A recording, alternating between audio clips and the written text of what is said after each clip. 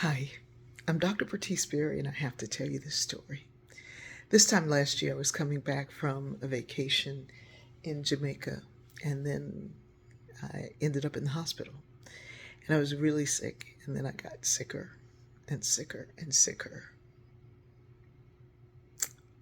And remembering that is not great. But what stays in my mind and on my heart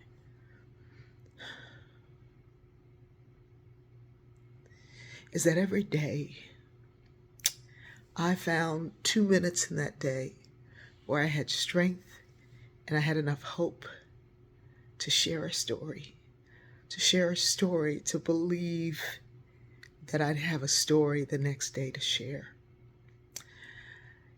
It was in the midst of going through that I realized that if I could have just a glimmer of hope, that I would be able to through on the other side of it. Hope is a crazy kind of thing. I once wrote a paper in a doctoral seminar that hope was for the poor, that rich people didn't have to hope. I don't believe that now. But what I was arguing was sometimes we give hope to people as a substitution for whatever it is they're hoping for. And in that space of illness, hope was not a substitution. It's the faith. Faith and hope are very, very similar, and I think they live on the same street. I think they live in the same corner of heaven. That if you can, like faith is a belief in something, in a philosophy, an idea, a way of knowing. It's a system of belief. Hope is a spark. So if I were to make an analogy of it, I'd say that hope is the match and faith is the flame. It's the candle. It's the flame of that candle. And that if you can spark that candle and not let it go out, you have the light to see into the next day. And that's what I needed. And sometimes we get so low, and what was amazing was my body was low, but my spirit knew. My spirit knew. And I was clinging to that. And in this last year, my body has been healing, and it is still healing, and it is being healed.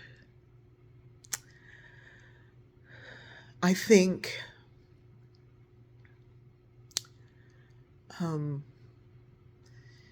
my job, my role, my space, my mission, my ministry is to ignite the flame.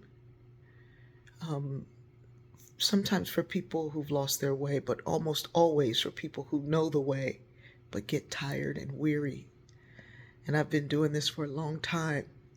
And at my lowest, I did not get weary.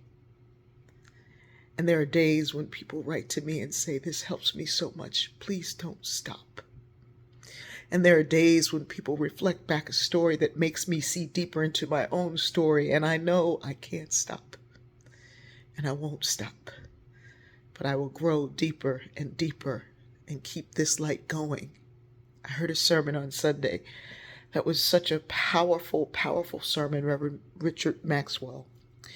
And Max said, sometimes in the midst of the bad news, you're looking for good news. We are the good news. Those of us who can spark a flame, we are the good news. And we are so needed. Find those 2 minutes in a day where you can believe, where you can hope, where you can ignite the flame that grows within you. I love you.